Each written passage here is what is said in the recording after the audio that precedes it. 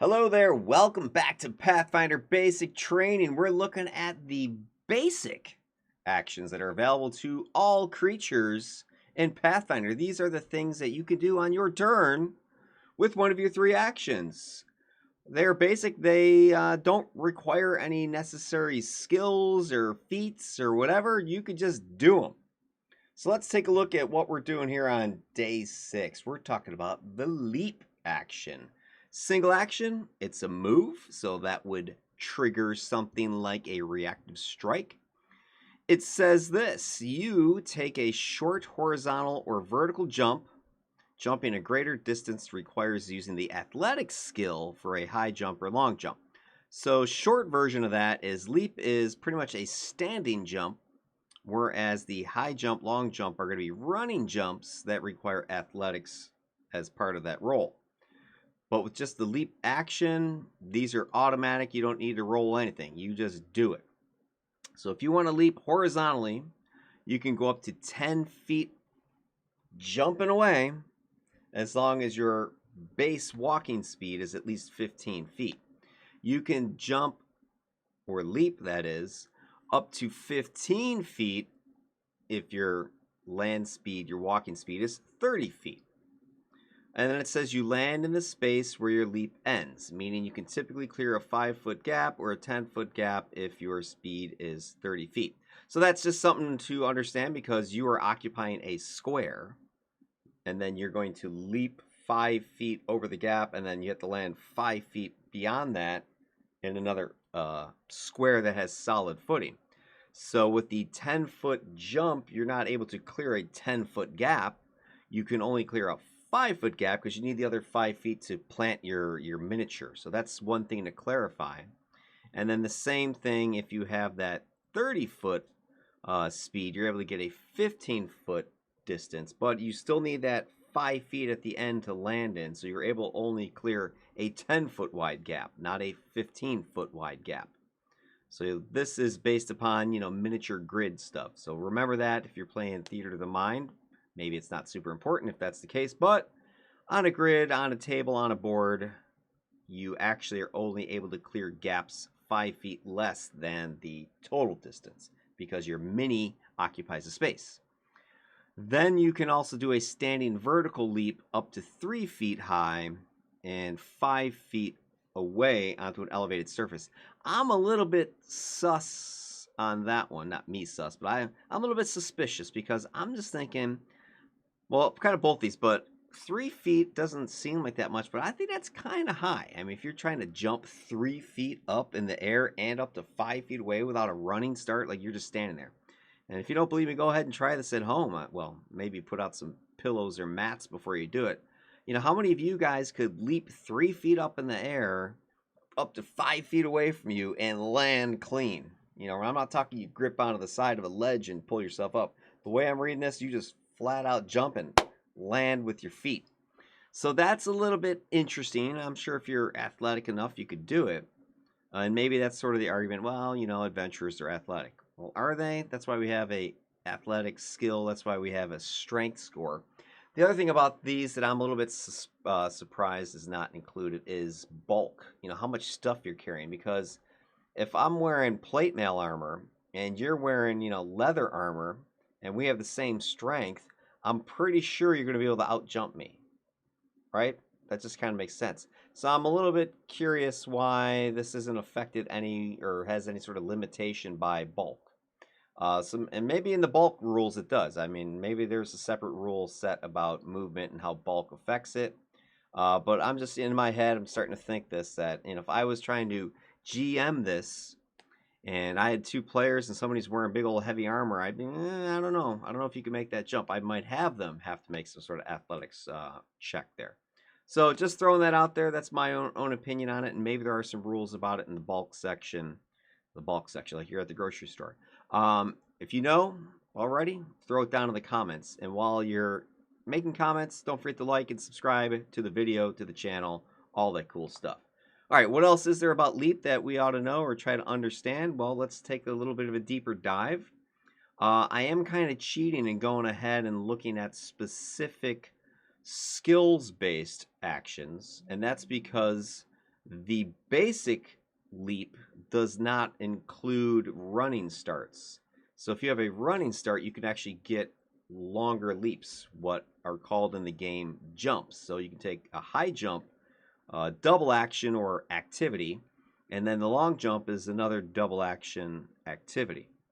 So the way this reads is says you stride, so you have to get a running start. I'm assuming you have to move at least 5 feet. And then you attempt a DC 30 athletics check to jump vertically. If you didn't stride at least 10 feet, I think we had to go 10 feet, you automatically fail. So you got to get at least a 10-foot running start. And that's got to be clear, I assume, not difficult terrain in front of you. This DC might be increased or decreased due to the situation as determined by the GM. So maybe difficult terrain is possible, but it's going to increase the DC. 30 is pretty dang high already. Under, maybe you lower it because there's a springboard. Could be, or somebody's giving the alley-oop, helping to boost you up. But even though it's a high DC here, I guess here's why. Because even if you fail, you still leap normally. Of course, if you were trying to get high enough, you technically failed then. So your normal leap, vertical would only be 3 feet up. So if I'm trying to jump higher than 3 feet and I take a running start at it, I fail if I get below a 30, which is probably likely. That means I can only go 3 feet. So that's technically failing, isn't it? Not like you leap normally. Kind of makes it sound like, oh, nothing happened. If I needed to get that high and I missed and then I fell somewhere, that would be an issue. Critical success, you could leap up to 8 feet vertically, 10 horizontal. Success, 5 feet, 5 feet. Critical fail, you fall prone in your space. Is that the space you started the jump from, or the space that you would have? I'm guessing it'd be the space that you jumped from, right? Because it's probably the space that you initiated the activity. So I'm assuming that would be after the stride. So you take the stride up to 10 feet, and then that's where you fall? Or do you just take a dumper right there? I don't know. I'm guessing you'd stride first, then you'd attempt to make this leap, and that's where you would fall. But I'm thinking momentum. That might actually, maybe you fall where the 10 feet is. You just don't. Again, we might need some GM adjudication here. Maybe it's not as clear as I was thinking it is. Because I'm thinking you're running, right? And you make that leap, you critical fail. Where exactly are you falling? Right where you started, where your stride ended, or where your leap was supposed to end? It could be any of them. If you have momentum, aren't you going to skid forward? I don't know. Doesn't really say. Doesn't clarify. Long jump, same idea. You're going to take a big old run and leap jump. You need to make only a DC 15 athletics check in the direction you were striding. If you didn't stride at least 10 feet, you fail automatically. The DC could go up or down depending on what's going on. There's no critical success on this one. Okay, that's interesting. There is success. You leap the distance equal to your check. Round it down to the nearest 5 feet. Leap distance equal to your check. Okay, so it is kind of like a critical success. So if you were to roll a 25, you could jump up to 25 feet. Wow. I mean, these are like superhuman leaps. I mean, what is an Olympic athlete long jump? Is it 25 feet? That seems pretty dang far. Round it down to the nearest 5. You can't jump farther. So if you jump 24, you got to round down to 20. So it only goes in increments of 5. You can't jump farther than your land speed. So you couldn't go past 25 or past 30. Okay. Failure, you make it a normal horizontal leap, which was the 10 or 15 feet. And then if you crit fail, you make a normal horizontal leap, and then you fall and land prone. So that one, you clearly get the distance, and then you fall. So if I backtrack to the high jump, then I'm assuming the high jump fall prone is in the space where you initiated the jump from, and you don't actually get any of that horizontal distance. That's my take on it. All right, so there's a little bit of ambiguity here. A little bit of adjudicating is going to be needed, I think. But these are 2 action activities, so just keep that in mind. And then the other thing I threw in here is the falling rules, because I'm assuming you're jumping to get over something or get onto something, and especially if you're doing high jump, long jumps, you have a chance of falling prone, and then you could potentially fall into something or down off of something, depending on where you're at. With high jump, that's the one thing with a high jump, maybe there is really no risk of falling, right? You fall prone. I mean, do you even start the jump here? Because if you're leaping, the reason I ask this because falling rules say this: when you fall more than 5 feet, you take falling damage when you land, bludgeoning equal to half the distance. So if I'm trying to leap, and I was going for this big 8 foot jump, and I'm hoping for a crit success, and I crit fail, does that mean I fall 8 feet because I didn't make it, or 7 feet, or 6 feet, or 5 feet because then I'd be taking damage? Or do I literally just run and just fall right there without jumping at all?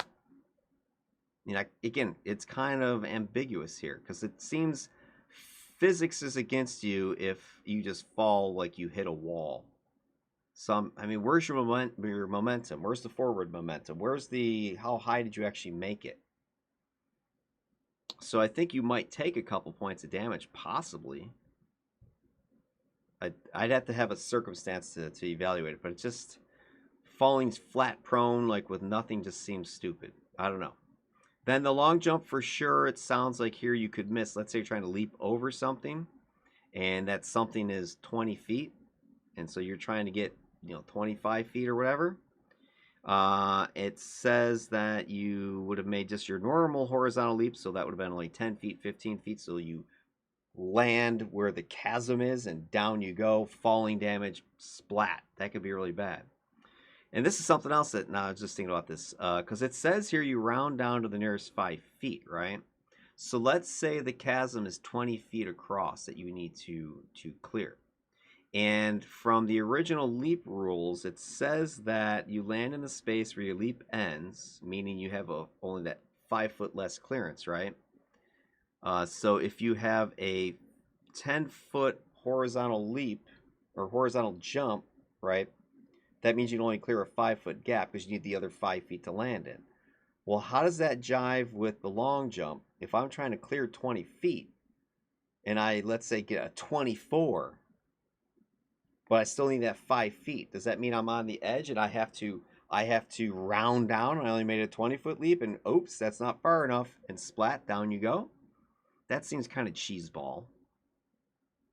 Rounding down to the nearest 5 feet. I mean, if it's something that exact, I'd give it to the player. They rolled a 24. They needed to clear 20 feet. They're 4 feet, not 5 feet past. Are you going to sit there and subtract 4 feet like it didn't happen? I mean, maybe that would call for like a reflex save or something like that. But I don't know. It's a little bit on the cheese side. So again, here I am. I'm going through these actions. I'm going through what I was. Each time I set one of these up for you all, I keep going, wow, this is going to be an easy one. Leaping, jumping, how hard could that be? And then I start to dig into the rules. I dig into the circumstances. And I keep coming up with, head-scratching moments. So if you have any experience, any thoughts on that, how that would be adjudicated, or if you, hey, the rules say I got to round back to 5. You didn't make it. You're splat. Bye. There you go. You fell. How would you handle that? Put it down in the comments. I don't know. I think there's a lot of I don't want to say necessarily ambiguity, but there's a lot of adjudicating that's going to be needed. You're going to have to make some judgment calls as the GM, but that's why you sit in the big chair at the table to make those decisions. But yeah, just something like that. And as I dig into these things, I think maybe this is sort of a side effect of Pathfinder having the rules, having the mechanics laid out.